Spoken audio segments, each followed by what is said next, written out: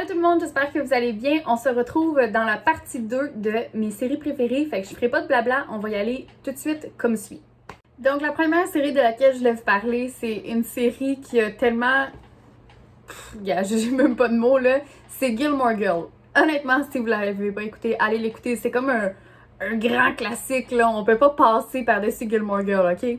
C'est une série qui est extrêmement légère, c'est drôle, c'est cocasse, tu sais, il n'y a pas de drame, il n'y a pas de suspense, c'est vraiment une série légère, j'ai pas d'autres mots là. C'est une série qui s'écoute super bien en faisant la vaisselle ou en pliant son linge.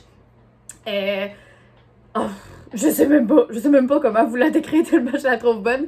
C'est une série qui s'écoute super bien à l'automne. Vous comprendrez pourquoi en l'écoutant. On dirait qu'il y a comme toujours un petit vibe d'automne dans Gilmore Girls, tout le temps. C'est extrêmement bon. En gros, l'histoire un peu, là, si vous connaissez pas ça, ça m'étonnerait, mais si jamais vous connaissez pas ça, c'est l'histoire de Lorelai qui a eu une fille à 16 ans. Donc, elle a quitté le nid familial et elle a élevé sa petite fille Rory toute seule. Et dans le fond, l'histoire commence quand Rory atteint, je crois que c'est 14 ou 15 ans. Bref, quand elle rentre dans l'adolescence, c'est vraiment là que la série commence. Et dans le fond, étant donné que Lorelai a eu Rory très jeune, ils sont vraiment très proches, très tissés, serrés. Puis dans cette émission-là, en fait, on suit leurs hauts, leurs bas, leurs amours, leurs peines de cœur, les petits problèmes qu'ils ont dans leur vie, leurs joies, etc. Donc, c'est ça, c'est vraiment léger, c'est super bon.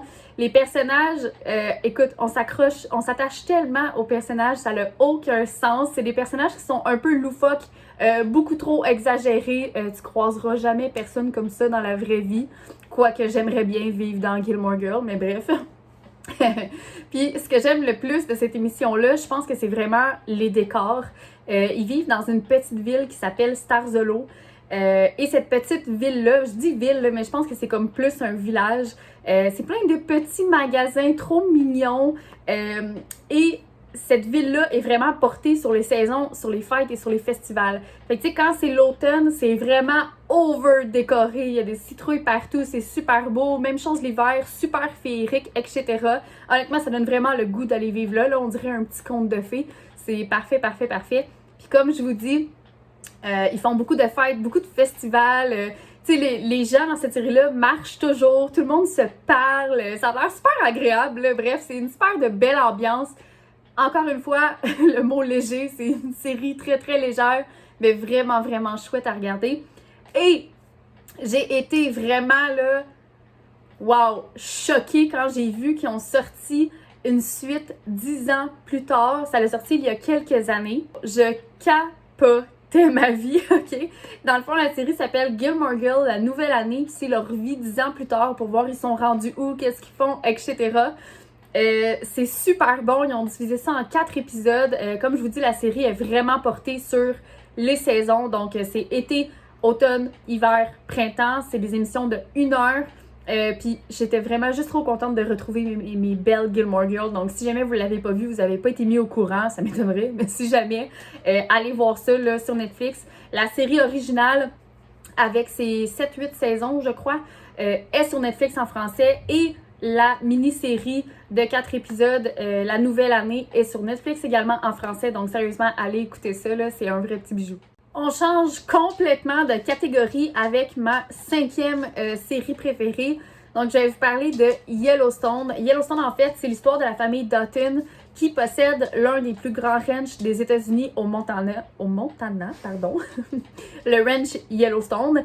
Et en fait, l'histoire tourne autour du fait qu'il y a des promoteurs immobiliers et des politiciens qui veulent s'accaparer leurs terres. Et cette famille-là n'est pas du tout prête à céder ce qui leur appartient. Ce n'est pas une famille de calinours, si vous voyez ce que je veux dire. Ils sont rough and tough, puis ils n'hésitent pas à employer la manière forte si quelqu'un s'en prend à eux ou si quelqu'un s'approche trop proche de ce qui leur appartient. Donc, je peux pas en dire plus sur cette série-là parce que sinon, je vais complètement vous spoiler. Donc, ce que je vais faire, c'est que je vais dresser un petit portrait de la famille. Donc, le premier personnage, c'est le papa, le chef de clan, John Dutton, qui est joué par Kevin Costner. Donc, j'étais vraiment contente parce que j'adore cet acteur-là. Dans la série, c'est un homme très fort, très respecté. J'irais même jusqu'à dire que c'est un homme qui est craint. Vraiment, j'adore le personnage de John Dutton, là, c'est vraiment une petite pépite. Ensuite, il y a son fils Casey, qui lui, je dirais, qui est le personnage le moins intense de la série, même s'il y en a vraiment dedans, là. Je pense que ça reste quand même le plus doux. Ensuite, il y a son deuxième fils, Jamie, qui lui déteint vraiment des autres. Il est vraiment moins cowboy, vraiment moins manuel. Lui, ce qui l'intéresse, c'est plus tout le côté politique, paperasse, etc. Il est d'ailleurs avocat. Et la petite dernière, c'est Bess, qui est clairement ma préférée. C'est une fille vulgaire, obstinée, entêtée, territoriale, et vraiment, elle a tout qu'un caractère. Puis honnêtement, au début de la série, on ne l'aime absolument pas. Mais plus les épisodes avancent, plus on se rend compte que, ok, finalement, elle est cool, mais c'est une fille très, très rough and tough, là, ok? Et sinon, le dernier, en fait, ça a fait le tour là, de la famille qui possède le ranch. Le propriétaire, c'est John Dutton, mais il gère ça là, avec ses enfants. Et puis, mon autre personnage préféré, c'est le personnage de Rip. Je vous en dirai pas plus, faites juste retenir son nom, Rip. Je vais vous laisser le découvrir par vous-même parce que lui aussi, c'est un de mes personnages coup de cœur dans cette série-là. Donc, je vous laisse aller regarder ça. Bref, j'ai adoré cette série-là. C'est intense. Il y a de l'action. Quand un épisode finit, tu veux tout de suite voir le prochain pour voir qu'est-ce qui est arrivé, comment ils s'en sont sortis ou pas d'ailleurs. Non, c'est vraiment, vraiment bon. Si jamais vous cherchez une série à écouter avec votre chum, je vous la conseille. Moi, je l'ai écoutée avec mon chum et mon chum a adoré. C'était comme un rendez-vous, là, je m'en allais dire mensuel, mais je vais dire hebdomadaire. On écoutait les épisodes ensemble puis tout ça, puis c'est ça, on a trippé les deux. C'est une série qui est disponible sur Prime Video. Il y a quelques saisons. Je pense qu'on est rendu à la 4e, si je me trompe pas. La 5e s'en vient, ou on est rendu à la 5e, la 6e s'en vient, je sais plus. Mais bref, c'est sur Prime Video en français. Donc, allez écouter ça, ça vaut vraiment, vraiment la peine. Watch me.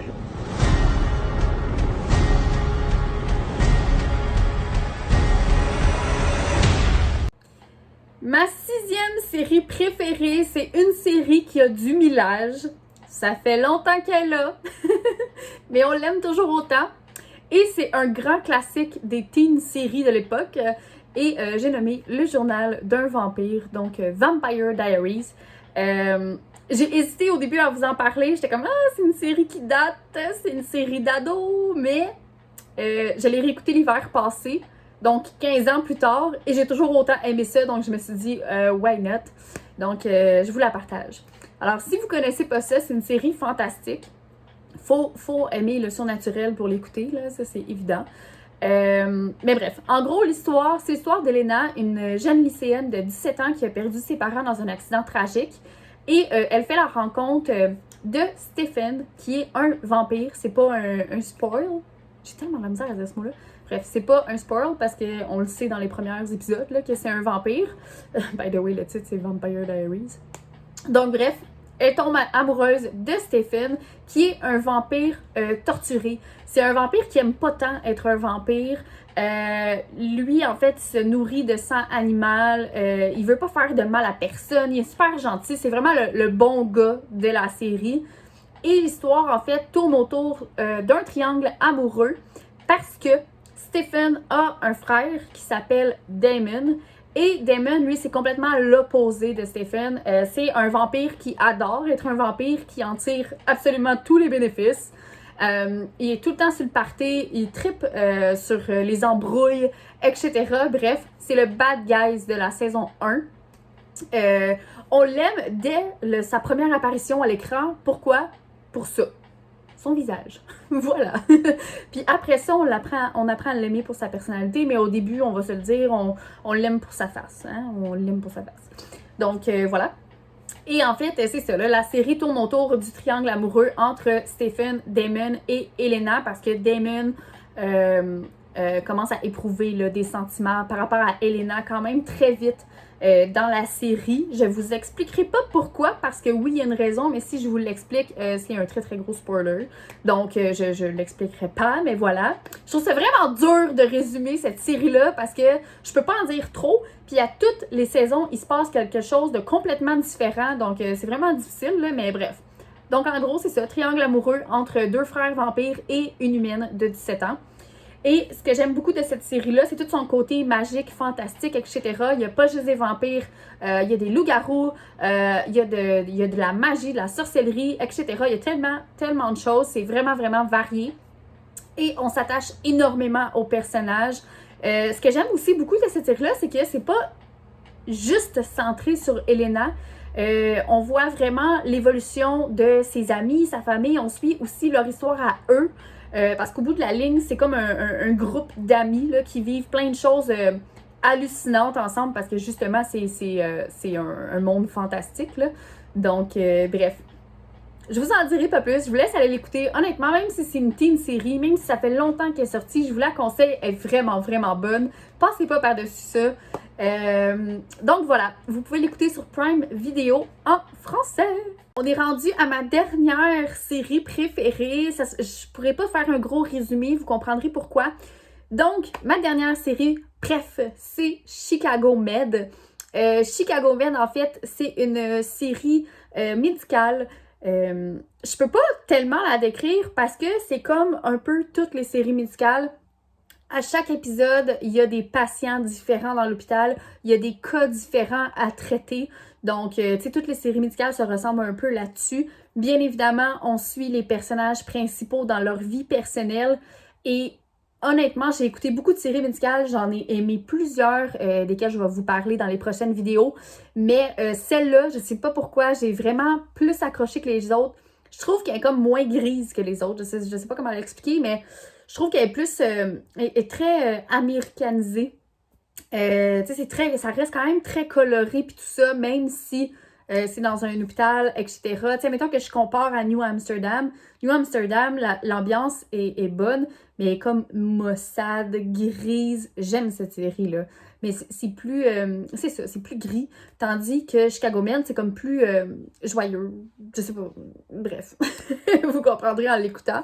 Et c'est ça, j'ai deux personnages préférés, le docteur Halstead et le docteur Manning, qui est un garçon et une fille. Et eux, dans le fond, là, ils vivent une espèce de relation de couple extrêmement compliquée. Donc, bref, j'ai adoré cette série-là. C'est vraiment, vraiment bon. Pour moi, c'est la meilleure série médicale que j'ai écoutée. Donc, je vous la conseille. Mais comme je vous dis, je peux pas vous faire un plus gros résumé parce que toutes les séries médicales se ressemblent. Donc voilà, si jamais vous l'écoutez, portez une attention particulière au docteur Halstead. En fait, je les aime toutes, ok? Je les aime toutes, là. C'est vraiment toutes des très, très beaux et bons personnages. Ben, beaux dans le sens belle personne, là, pas beau physiquement, là. Bref, vous comprenez ce que je veux dire? C'est tous de très belles âmes, on va dire ça comme ça. Donc, ouais, je vous laisse aller l'écouter. Disponible sur Prime Video en français. Donc, c'est ce qui conclut la deuxième partie de mes séries préférées. Donc, je vous ai nommé mes 7 séries préférées. Comme vous voyez, j'ai un répertoire assez varié, malgré le fait que ce sont des séries qui sont très populaires. Je voulais vous montrer que j'aime différents genres de séries. Et voilà, c'est chose faite. Donc, on peut maintenant passer à autre chose et parler de d'autres séries, de d'autres films, etc. Donc, on se retrouve pour la prochaine vidéo. Bye!